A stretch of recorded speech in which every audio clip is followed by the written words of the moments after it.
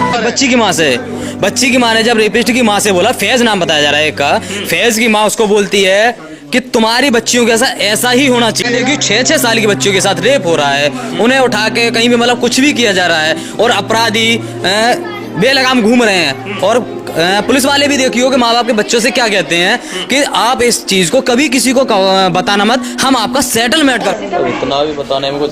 नमस्कार, आप देख रहे हैं सच की रफ्तार। इस समय हमारी मौजूदगी जाफराबाद के उत्तर पूर्वी दिल्ली के अंदर है। लगातार उत्तर पूर्वी दिल्ली के अंदर क्राइम का ग्राफ बढ़ता जा रहा है और ऐसे में खबर सामने निकल कर आई है 18 जनवरी को एक महज 6 साल की बच्ची के साथ 3 लोग मिलकर दुष्कर्म करते हैं। एक 18 साल का है और एक 17 का और एक लगभग 12-13 साल का।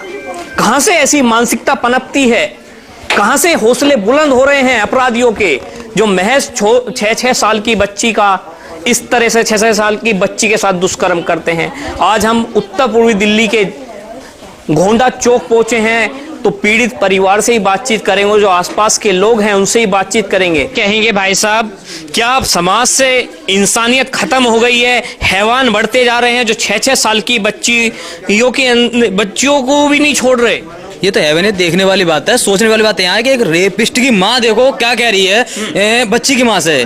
बच्ची की माँ ने जब रेपिस्ट की माँ से बोला, फैज नाम बताया जा रहा है एक का, फैज की माँ उसको बोलती है कि तुम्हारी बच्चियों के साथ ऐसा ही होना चाहिए और ऐसा ही करेंगे और तुमसे जो हो सके वो हमारा उखाड़ लो। अच्छा, ये सोचने वाली बात है। कानून का बिल्कुल डर नहीं, और डर नहीं है, डराया जा रहा, कोई डर नहीं है। मतलब जिस बच्ची का बलात्कार हो उसकी माँ के ऊपर भी लड़ाई करने के लिए तैयार है, वो उन पर चढ़ाई कर रही है। ये कह रही है तुम्हारी बच्चों के साथ ऐसा ही होना चाहिए और ऐसा ही किया जाएगा। क्यों लगातार तस्वीरें देखी जाती हैं उत्तर पूर्वी दिल्ली के अंदर, लगातार क्राइम बढ़ रहा है। पूर्व की जब सरकार थी कह दिया जाता था अरविंद केजरीवाल के कारण अपराध बढ़ रहा है। आज भाजपा की सरकार, देश में प्रदेश में हर जगह भाजपा की सरकार है, फिर भी उत्तर पूर्वी दिल्ली की कानून व्यवस्था ठप क्यों है? सोचने वाली बात है कि देखो राज्य में बैठी हैं मुख्यमंत्री स्वयं रेखा गुप्ता जी, एक महिला हैं, उन्हें इस पर विचार करना चाहिए, सोचना चाहिए कि महिला, ये बात करते हैं कि महिला सशक्तिकरण की बात है और यहाँ देखिए 6-6 साल की बच्चियों के साथ रेप हो रहा है, उन्हें उठा के कहीं भी मतलब कुछ भी किया जा रहा है और अपराधी बेलगाम घूम रहे हैं। और पुलिस वाले भी देखियो कि माँ बाप के बच्चों से क्या कहते हैं कि आप इस चीज को कभी किसी को बताना मत, हम आपका सेटलमेंट करवा देंगे। यानी पुलिस वाले पैसे की चकाचौंध में, नोटों की गड्डी की चकाचौंध में सेटलमेंट की बात कर रहे हैं और बच्ची के माता पिता से कह रहे हैं कि आप कभी किसी को कुछ बताना मत। अच्छा जी, और इस केस को वो भी दबाने की कोशिश कर रहे हैं। साथ ही साथ जिस कारखाने में बच्ची का रेप हुआ है, उस कारखाने का जो मालिक है वो भी उन अपराधियों के साथ में है।